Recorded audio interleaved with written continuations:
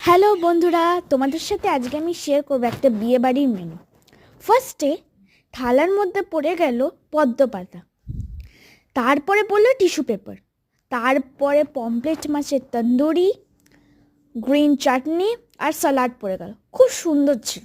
তারপরে পড়লো রুমালি রুটি আর চিকেন ভর্তা, তারপরে পড়লো গরম গরম সাদা ভাত আর ভেটকি মাছের পাতুরি।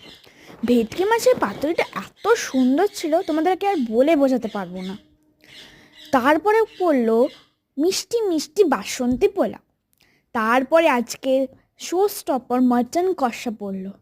ইউফ, সত্যি মাটন কষাটা এত সুন্দর, তোমাদেরকে আর বলে বোঝাতে পারবো না। তারপরে পড়লো চাটনি, পাঁপড় আর এত বড় রসগোল্লা দিয়েছে, খেতে আর পাচ্ছিলাম না। তো আশা করি তোমাদের শর্টসটা ভালো লেগেছে। বাই।